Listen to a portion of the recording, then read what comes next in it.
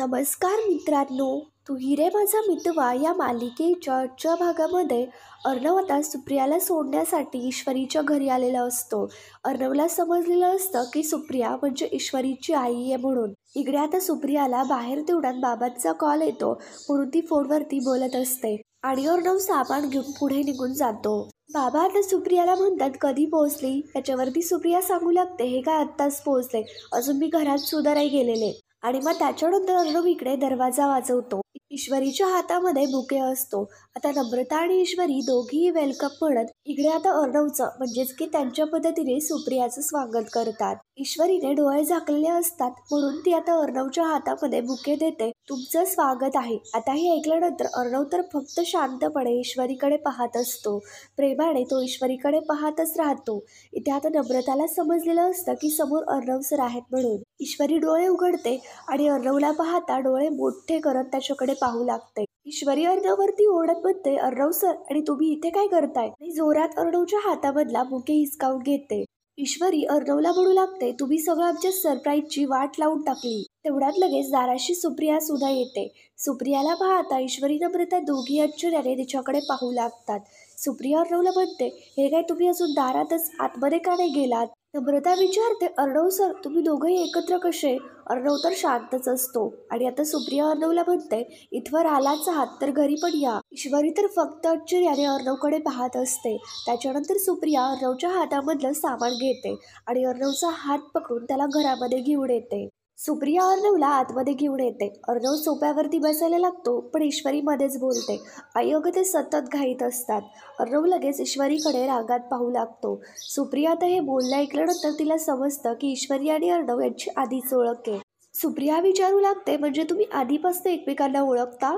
मग आता ईश्वरी म्हणू लागते, अगं आई मी तुला सांगितलं होतं ना ते आमचे सर हेच आहेत ते. सुप्रिया लगेच म्हणते, अच्छा म्हणजे हे तुझे बॉस आहेत. आणि तिला सुद्धा आश्चर्यचकितच वाटतं. आता मग सुप्रिया लगेच खुश होत अर्णवला खाली बसवते. आता त्यांची तर ओळखही निघालेली असते. सुप्रिया इकडे अर्णवला म्हणू लागते, मला तरी वाटलंच मी तुम्हाला कुठेतरी पाहिल्यासारखं वाटत होतं, पण मात्र हे नव्हतं माहिती की तुम्ही इशूचे बॉस आहात. प्रिया सांगते, इशू अगं मला पोलिसांनी अडवलं होतं. हे ऐकल्यानंतर नम्रता आणि ईश्वरी यांच्या दोघींनाही मोठा धक्काच बसतो.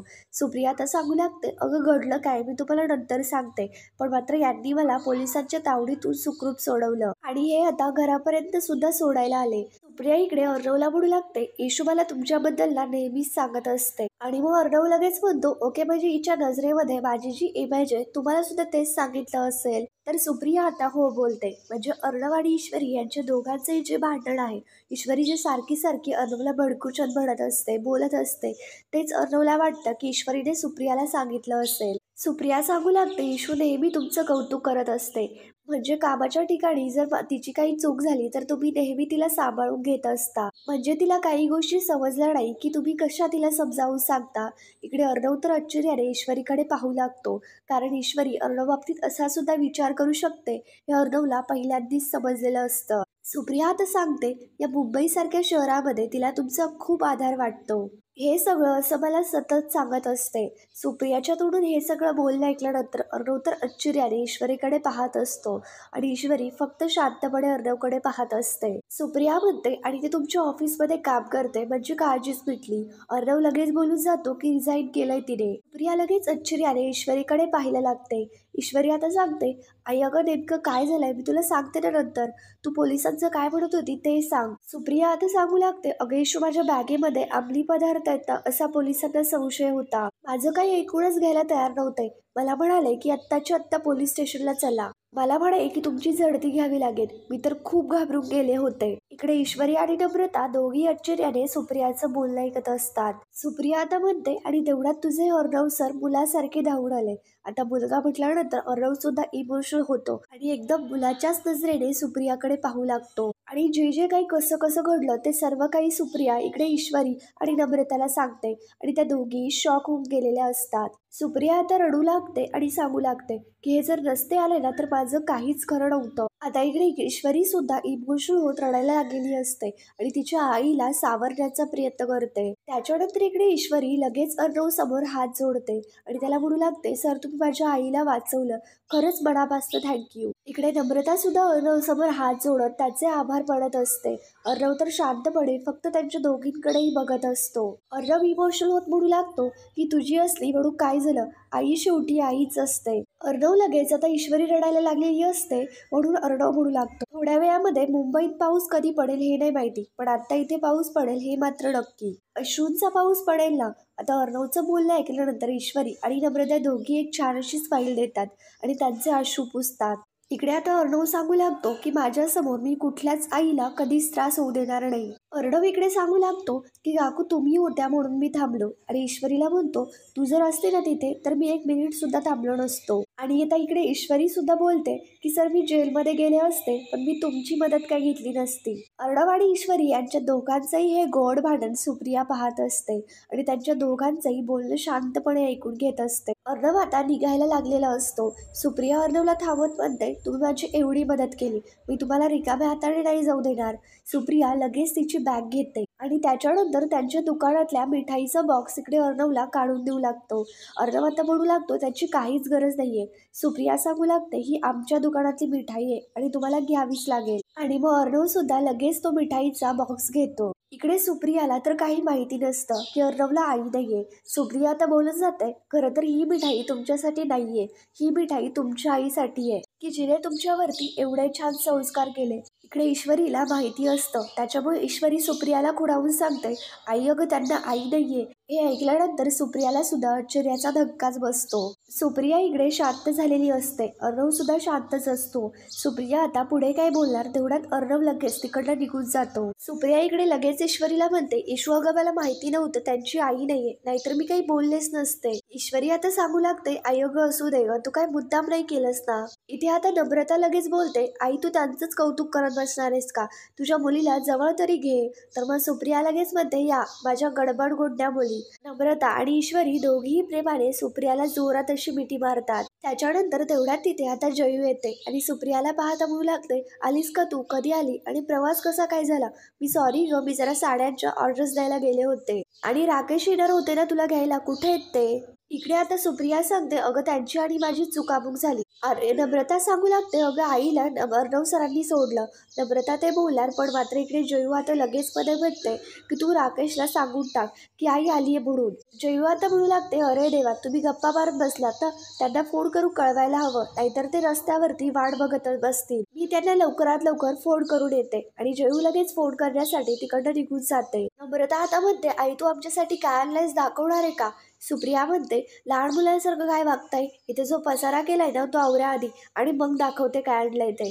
नम्रता आणि ईश्वरी दोघीही चालेल असं म्हणतात आणि सुप्रियाला प्रेमाने परत मिठी मारतात आणि ते सगळं आवरायला लागतात. त्याच्यानंतर इकडे दुसरीकडे मामा आणि आजी दोघी बोलत असतात. आजी इकडे मामांना म्हणते की अंजलीची ट्रीटमेंट कशी चालली आहे ना हे कळायला सुद्धा काहीच मार्ग नाहीये. अविनाश म्हणू लागतो, आई अगं तिकडे ट्रीटमेंट सुरू असताना ना मोबाईल अलाउड नाहीये, आणि हो जावी बापांनी शोधून काढलेलं ते सेंटर आहे, त्याच्यामुळे तिची ट्रीटमेंट व्यवस्थित चालू असणार, काळजीच नसावी. त्यात लगेच अर्णव येतो आणि त्याच्या हातामध्ये पिशवी असते. आजी विचारते, काय रे चिंटू. मग अर्णव ती पिशवी आजीच्या हातामध्ये देतो आणि आजी त्याच्यामध्ये काय हे पाहू लागते. तर मिठाईचा बॉक्स पाहता आजीला सुद्धा खूप छान वाटतं. त्याच्यावरती लिहिलेलं असतं की देसाई मिठाई भंडार, ते सुद्धा इंदोरचं. हे सगळं ऐकल्यानंतर आजीला खूप आनंद होतो. अविनाश लगेच अर्णवला म्हणतो, चक्क तुला कॉफीमध्ये साखर सुद्धा नाही चालत आणि तू मिठाई मागवली आहेस. अविनाश लगेच मिठाईचा बॉक्स फोडतो आणि मिठाईची टेस्ट घेत लगेच म्हणू लागतो, यालाच म्हणतात खरी मिठाई, ते सुद्धा एकदम बढिया. पण त्याच्यानंतर अविनाश मिठाईचा बॉक्स आजीच्या हातामध्ये देऊ लागतो. आजी आता म्हणते, असं माझ्यासमोर मिठाईचा बॉक्स नको धरू, मी सगळं काही खाऊन टाकेल, त्याच्यापेक्षा तुझ्याजवळ ठेव, मी जेवताना खाईल. इकडे अर्णव मात्र तर शांतच असतो. आजी विचारते, अरे पण अर्णव तू इंदोरची मिठाई कशी काय मागवली. अर्णव आता शांतपणे सांगू लागते, आजी अगं ती मिस इंदोरच्या आईला मी घरी ड्रॉप केलं, त्यांनीच दिली मला ही मिठाई आणि मला त्यांना नाही नाही म्हणता आलं. आजी आता म्हणते, म्हणजे याचा अर्थ असा की तुला ईश्वरीची आई भेटली आणि तिला सोडण्यासाठी तू त्यांच्या घरी गेला होतास. अर्णव इकडे मान हलवत हो बोलतो. आजी मग विचारते, अरे पण तिची आई तुला भेटली कुठे. अर्णव सांगू लागतो, आजी त्या इंदोरवरनं आजच आल्या आणि रस्त्यामध्ये एका प्रॉब्लेम मध्ये होत्या. सो मी त्यांना मदत केली. आजी आता म्हणू लागते, बरोबर आहे, अशी मदत करणं ना छानच आहे. आजी इकडे अविनाशला म्हणते, अभि बघ ना, नोकरी सोडून गेलेल्या एका साध्या साठी एवढं कोणी करतं का रे? अर्णव सांगू लागतो, आजी मी मदत केली तेव्हा मला माहिती नव्हतं की ती मिस इंदोरची आई आहे म्हणून. सो प्लीज आजी शांत राहा आणि तू कुठेतरी जा बाहेर. त्याच्याशिवाय मिस इंदोरचा विषय तुझ्या डोक्यातून निघणार नाहीये. नाहीतर काय ग, तू माझ्याशी फक्त एकाच विषयावरती बोलतीयस, ते म्हणजे फक्त मिस इंदोर. मामा सिरियसली प्लीज घेऊन जा. आणि अर्णव मोठ्याने चिडत असतो, ओरडत असतो. आजी आता शांतपणे अर्णवला थांबत म्हणते, चिंटू थांब, काय झालंय तुला, अपसेट आहेस का तू?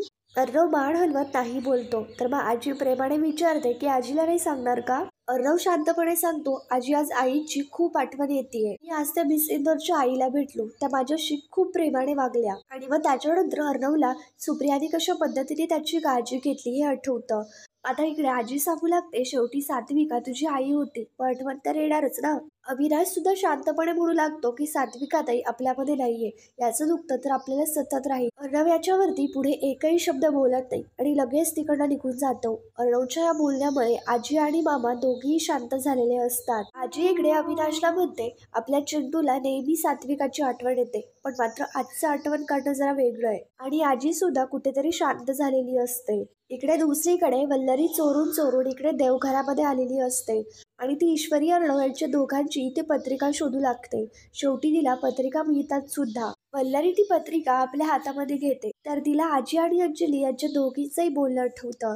म्हणजेच की एकदा का गुरुजी आले की अर्णव ईश्वरी यांच्या दोघांची पत्रिका जोडून घेऊयात. वल्लरी आता तिचा मोबाईल घेते आणि ईश्वरीच्या पत्रिकेचे फोटोज काढून घेते. आहे तशी व्यवस्थित परत ती पत्रिका ठेवून देते. आता पत्रिकेत पाहत म्हणते, माझ्या डोक्यावरती मीरा वाटणाऱ्या त्या थर्ड क्लास मुलीला या घरची सून करून घेण्याचा प्रयत्न करताय. नाही तुमच्या स्वप्नांना सुरुंग लावून मी उद्ध्वस्त केलं ना, तर मी सुद्धा नावाची वल्लरी नाही. इकडे आता देवीआई समोर येते आणि हात जोडत म्हणते की देवीआई 15 वर्षापूर्वी जशी मला साथ दिलीस ना, तशी यावेळी सुद्धा दे, कारण की तुझ्या आशीर्वादाशिवाय मला काहीच शक्य नाहीये. मग त्याच्यानंतर वल्लरी तिकडे निघून जाते.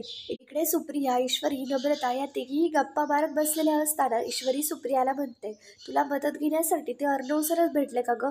आता कायम त्यांचं एहसान राहणारे डोक्यावरती. सुप्रिया सांगते, एहसान कसलं, रस्त्यावरती उभी राहणाऱ्या एका साध्या बाईला मदत केली त्यांनी, याच्यावरती एहसान कसलं? आणि मला तर ते खूप छान वाटलंय. त्याच्यानंतर सुप्रिया विचारते की मला सांग, तू नोकरी का सोडलीस? आणि मग त्याच्यानंतर नम्रता काय घडलं हे सांगू लागते. पण मात्र तेवढ्यात लगेच राकेश आता जसा काय तो खूप पॅनिक झालाय, त्याला खूप वाईट वाटतंय असं दाखवत इकडे आता सगळ्यांकडे येतो. ईश्वरी आता सांगते, राकेशजी कुठे होतात? आई तुमची वाट पाहत थांबली होती, तुमचा फोन बंद येत होता. राकेश नाटकं करत हात जोडत चुकलं चुकलं म्हणत सुप्रियाच्या डायरेक्ट पाया पडतो. सुप्रिया म्हणते, अहो हे सगळं काय करताय तुम्ही? राकेश आता सांगू लागतो, काकू त्याचं काय झालं माहितीये का, म्हणजे मी तुमची वाट पाहत एका ठिकाणी उभं होतो, म्हणजे माझीच चुकी झाली, तिथे नेमकं रेंज नव्हती आणि मी चुकीच्या ठिकाणीच उभं होतो, माझंच लोकेशन चुकलं. आता इकडे राकेश म्हणत असतो आणि त्याच्यानंतर आत्याने कळवलं की तुम्ही इथे आलात, मुद्दाम नाही केलं. आणि राकेश इथे सुप्रियाच्या पाया पडत चुकलं चुकलं म्हणत माफी मागत असतो. आता इकडे ईश्वरी सांगते, हे बघा राकेशजी, तुम्ही वाईट वाटून नका घेऊ, अर्णव सर आले होते आणि त्यांनी सोडला आईला. राकेश इकडे फक्त इम्प्रेशन पाडण्यासाठी म्हणत असतो, त्याचं काही नाही, माझी चुकी झालीच आहे ना, माझ्या चुकीची शिक्षा मला व्हायलाच पाहिजे. इथून पुढे 24 तास अन्नाचा एक कण आणि पाण्याचा थेंब सुद्धा नाही पिणार. हे ऐकल्यानंतर सुप्रिया आणि ईश्वरी या दोघीही घाबरून जातात आणि आश्चर्याने राकेशचं बोलणं ऐकत असतात. सुप्रिया सांगू लागते, असं होतं कधी कधी. आता राकेश म्हणत असतो, असं कसं कधी कधी होतं, माझी चुकी झाली आहे, मला शिक्षा मिळायलाच पाहिजे बास. इथे सुप्रिया आता म्हणते, मला त्रास व्हावा म्हणून करताय का तुम्ही हे? राकेश लगेच म्हणतो, अहो नाही नाही, काहीतरीच काय. तर मग राकेश म्हणतो, बरं ठीक आहे, तुम्ही म्हणताय ना म्हणून मी फक्त ज्यूस पेईल, अन्नाचा एक कण सुद्धा नाही. खरंच काकू तुमचं मन खूप मोठं आहे, अशी जर आई मला मिळाली असती तर. आता इथे राकेश करत नाटकं करत जणू काय त्याला खूप वाईट वाटतंय अशी नाटकं करत बाहेर निघून जातो. इकडे सुप्रिया व सगळे शांतपणे फक्त राकेशचं बोलणं ऐकत असतात. राकेश इकडे दाराशी येऊन चोरून चोरून त्यांचं बोलणं ऐकू लागतो. आता इकडे सुप्रिया म्हणते, ही अशी काय? आता ईश्वरी उत्तर देऊ लागते, आई अगं होतात ते असे इमोशनल. नम्रता सांगते, म्हणजे तसे ते हळवेच आहेत, जे आता राकेशने 2 अश्रू गाळले याचं सार्थक झालेलं असतं. त्याच्यानंतर इकडे दुसरीकडे अर्णव अडगळीच्या खोलीमध्ये आलेला असतो आणि इकडे तिकडे काहीतरी वस्तू शोधू लागतो. आता स्टोअर रूम मध्ये आल्यानंतर त्याला एक कसली तरी पेटी सापडते. तिकडनं वल्लरी सुद्धा क्रॉस होत असते.